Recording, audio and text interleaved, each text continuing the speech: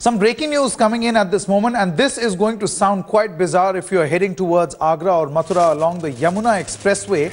Well, an Indian Air Force plane has landed its aircraft. That plane or an aircraft has landed on the Yamuna Expressway. It happened at around 6:45 a.m. Those are the pictures that you can see on your screen right now. No, this is no runway. This is the access-controlled Yamuna Expressway, where a plane of the Indian Air Force actually landed. These are pictures that we are getting you from 6:45 this morning. Now, why has this happened? This is not an emergency, as many would want to believe at this moment. This, according to the Indian Air Force, is part of a nationwide drill that is being carried out, just to check whether those contingency measures or emergency landing measures, all the mechanism is actually in place or not, should there be a need for these aircrafts to actually land on the highway. This is a practice that is done all over the world. We do get to hear about reports where, very wide roads are actually used as runways in the time of an emergency. Let's quickly go across to Jugal Purohit at this moment. Jugal, while this is normal, I'm not sure whether we have heard a lot of this happening actually in India, but if this is an emergency drill, this is one incident that we have in fact seen close to Delhi. Have there been other instances as well, or will happen through the course of the next few days, where these emergency exercises or this drill is going to be carried out? Well, Sanket, one instance which comes to my mind is the C-130J Hercules plane, which was made to land at the Juhu airstrip of Bombay just a couple of months ago. And remember, Juhu airstrip of Bombay is also an airstrip which is not used in particular for fixed-wing flying operations. It's largely used for helicopters. So when the IAF landed its cargo plane, which can carry special forces in that particular airstrip, there was a message which was to be conveyed that Mumbai can be accessed even through an alternate site if the airport is to be made in operational.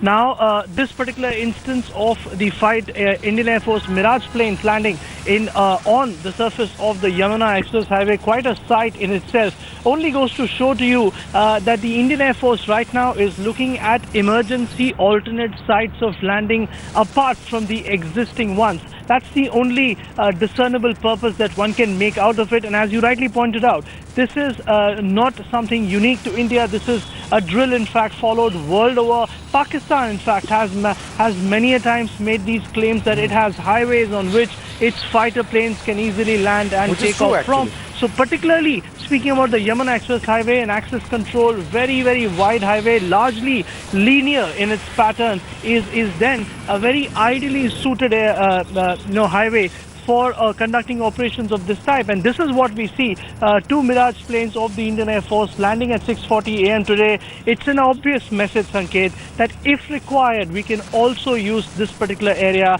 to take off and land our plane. But there must have been some amount of planning, Jugal, isn't it? I mean, you can't just land a plane just like that on a highway. It's now become increasingly popular as an alternate route to go to Mathura, Vrindavan, Agra. Obviously, there must have been some amount of planning where traffic would have been stopped to carry out this drill. Absolutely, Sanket, there's no doubt. In fact, the very fact that we have a video of this landing of such clarity only tells you that there was obviously some amount of planning, but it has to be kept under wraps for obvious reasons. And we are also aware that while all of this was taking place, there were complaints by commuters of the type that you just mentioned of not being able to access the access-controlled highway. So there was some amount of planning, of course, but was kept under wraps for obvious reasons. And now that this has come out, a sparkling new, a morning sort of for the Indian Air Force, where it has just proven to us all that the Yamuna Expressway is also a runway for its fighter operations. Absolutely. In fact, interesting, Jugal, that you were mentioning about the C-130J actually landing at the Juhu airbase. I remember, and correct me if I'm wrong, it was the same C-130J that actually landed at the Daulat Beg Oldie also.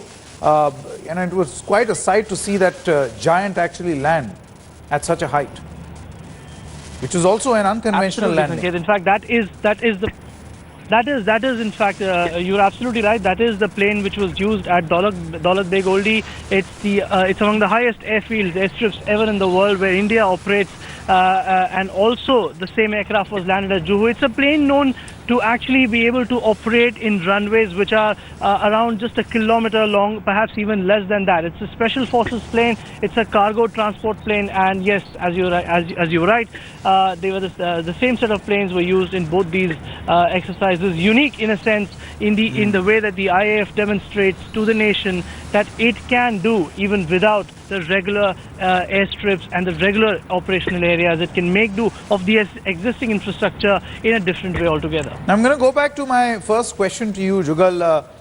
If this is part of an exercise, a drill, then should we expect, or are we to expect the Indian Air Force to carry this out on more highways across the country? Because Yamuna Expressway is one exceptional case, you know. It's a huge, wide highway, access controlled also.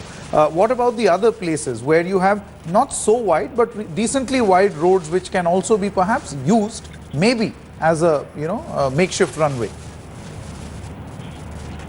Absolutely, Sanket. We shouldn't be surprised if more such mornings are to appear where traffic is blocked and then fighter planes or transport planes of the IAF land. I had a conversation with a senior Indian Air Force officer in this regard just a few days ago, and the logic which was explained to me is that the Indian Air Force is not just mandated to carry the Indian Air Force load and cargo, it's also mandated to carry the Indian Army para regiment, the special forces. It's also mandated to carry the National Security Guard in event of an emergency like the one we saw in Mumbai, like the one we saw in Gujarat Akshardham attack in 2001, 2002, I beg your pardon. So keeping all of this in mind, it only makes more and more sense for the Indian Air Force to have as many such alternatives as is physically possible. And as you said, that while to the eye there may appear many roads which could be used as a possible alternate runway side, but yes, of course, there has to be an examination done. There has to be a feasibility of sorts done, so that such an exercise could be undertaken. And once it is established, one can imagine the kind of elbow room that the Indian Air Force has towards conducting any emergency operations across the country. Why is this done, Jugal? Why is this done? Perhaps the biggest boons. Jugal, why is this done? This is, as I'm saying, Sanket, essentially done towards ensuring that the elbow room is as much as is possible. We saw in Mumbai at the time of the 26/11 attacks, Mumbai, and there are many such places where the regular airports may remain inoperational on account of many reasons. It could be flooding, it could be a terrorist takeover, it could be blowing up of infrastructure, it could be a natural disaster. Keeping all of this in mind, when you have an exercise of the type we see that on our screens where a highway becomes a runway, it only goes to show to you that in the event of any such calamity striking that particular location, access is not a problem, that these planes, the men, the cargo on board can all be made available at as fast as possible a pace, Sanket. Absolutely. Jugal, also, I mean, we see, just want to know what sort of a plane was that actually landed? Well, Sanket, I'm given to understand that it was a Mirage 2000 French made plane of the Indian Air Force. It's a highly versatile, a highly regarded aircraft of the Indian Air Force. To its credit, it has also taken part in the Kargil war.